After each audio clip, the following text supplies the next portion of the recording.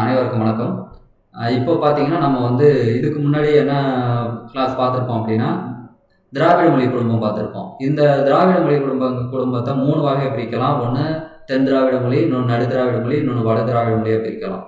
தென் திராவிட மொழியில பார்த்தீங்கன்னா, தமிழ், மலையாளம், கன்னடம், குடகு, துளு, தோடா, கோத்தா, கொரகா, இருளா அப்படின்னு சொல்லிட்டு தென் திராவிடத்தில வழங்கக்கூடிய இந்த மொழிகள்.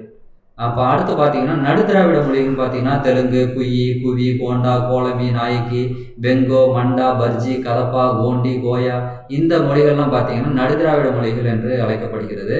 வட திராவிட மொழிகளில் 3 மொழி தான் இருக்குது. ஒன்று குருக், மால்தோ, பிராகுயி. இந்த இந்த 3 மொழி தான் பார்த்தீங்கன்னா இந்திய அதாவது நமக்கு வழங்கக்கூடிய அந்த எல்லையிலேருந்து அப்பாற்பட்டு பிற மாநிலங்களில் வழங்கக்கூடிய மொழிகள் இந்த 3 மொழி தான். நான் அடுத்து ஒரு இது காட்டுறேன் பாருங்கள். இந்த மேப்பில் பாருங்கள். இங்கே இருக்கக்கூடிய கன்னடம் இதெல்லாம் பார்த்தீங்கன்னா தென் திராவிட மொழி. ஆரஞ்சு கலரில் இருக்கக்கூடியதெல்லாம் நடு திராவிட மொழி. இந்த பச்சை கலரில் இருக்கக்கூடியதெல்லாம் வந்து குருக், மால்தோ, இந்த பிராகுயி இதெல்லாம் பார்த்தீங்கன்னா வட திராவிட மொழி. அடுத்து செம்மொழி. இப்போ செம்மொழி அப்படின்னா உலகத்தில் இருக்கக்கூடிய என்னென்ன செம்மொழிகள் அப்படின்னா கிரேக்கம், லத்தீன், சமஸ்கிருதம், சீனம், எபிரேயம், தமிழ் அப்படின்னு இது உலகத்தில் வழங்கக்கூடிய செம்மொழிகள்.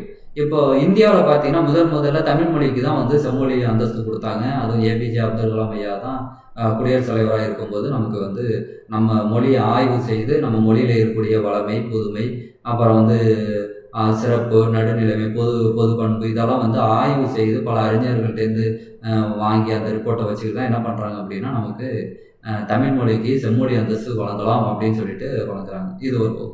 இப்போ செம்மொழி தகுதி வழங்கணும் அப்படின்னா ஒரு மொழிக்கு மொழியில் இருக்கக்கூடிய நூல்களுக்கு என்னென்ன தகுதிகள் இருக்க வேண்டும் அப்படின்னு பார்த்தீங்கன்னா நமக்கு ஒரு 11 தகுதி வேணும்னு சொல்கிறாங்க. பல அறிஞர்கள் பல விதமான மொழிஞாய தேவநாய பாவனா 16 சொல்லுவார். மனைவி முஸ்தபா பார்த்தீங்கன்னா 11 சொல்லுவார். அப்போ வந்து பொதுவான கருத்துக்களாக வந்து ஒரு 11 தகுதிகளை வச்சுக்கிட்டு இந்த தகுதிகள்லாம் எந்த மொழிக்கெல்லாம் இருக்கோ ஏட்டு வடிவம் இருக்கணும், சொல்லாடல் இருக்கணும், அது வந்து நடைமுறையில் பேசக்கூடிய மக்கள் இருக்கணும். இப்போ இந்த சூழலில் இருந்துச்சு அப்படின்னா அந்த மொழிக்கு ஒரு செம்மொழி தகுதி கொடுக்கலாம் அப்படின்னு சொல்லிட்டு தான் நமக்கு என்ன பண்ணுறாங்கன்னா நம்ம மொழிக்கெல்லாம் கொடுக்குறாங்க. அதில் பார்த்தீங்கன்னா நம்ம தமிழ் மொழியில் இருக்கக்கூடிய தகுதிகளை அப்படின்னா ஒரு 11 வகையான தகுதிகள் சொல்கிறாங்க. அதில் தொன்மை வாய்ந்த மொழி நம்ம தமிழ் மொழி ஒன்று. அடுத்து பார்த்தீங்கன்னா தொன்மை வாய்ந்தன்னு சொல்லும்போது நமக்கு 2000 ஆண்டுகளாக வந்து தமிழ் மொழியில் இலக்கியங்கள் இருக்குது, இலக்கணங்கள் இருக்குது. இன்ன வரைக்கும் நம்ம தொல்காப்பிய இலக்கண நூலை வந்து இன்ன வரைக்கும் நமக்கு பாடத்திட்டமாக வச்சுருக்காங்க, பேசிகிட்டு இருக்காங்க, நடைமுறையில் இருக்குது. எப்படி இருந்தாலும் நமக்கு வந்து அந்த இலக்கண நூல்களை வந்து நமக்கு இன்னும் வந்து பின்பற்றிகிட்டு இருக்கோம், இலக்கியங்களை பேசிக்கிட்டு இருக்கோம், பல ஆய்வு நூல்கள் வெளிவந்துக்கிட்டு இருக்குது. அப்படி இருக்க பட்சத்தில் நமக்கு தொன்மை வாய்ந்த மொழி நூல்களில் நம்ம தமிழ் மொழி இருக்குது. அதுலேயே பிற மொழி தாக்கம் இல்லாதது, அப்புறம் இலக்கிய வளம், இலக்கண சிறப்பு. இலக்கணமும் நமக்கு வந்து 12 இலக்கண நூல் இருக்குது. தொல்காப்பியத்திலேருந்து 7ஆம் இலக்கணம் வரைக்கும் இருக்குது. 60 இலக்கணம். 7ஆம் இலக்கணம் 20ஆம் நூற்றாண்டு தண்டபாணி சுவாமிகள் இயற்றிய அந்த இலக்கண நூல்கள் 6 வகை இலக்கணம் 7ஆம் இலக்கணம் வரைக்கும் நமக்கு இலக்கண சிறப்பு இருக்குது.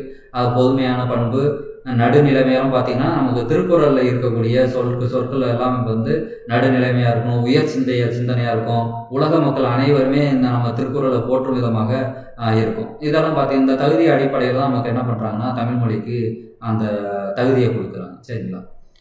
நன்றி. அடுத்த காணொலியில் நம்ம சந்திப்போம்.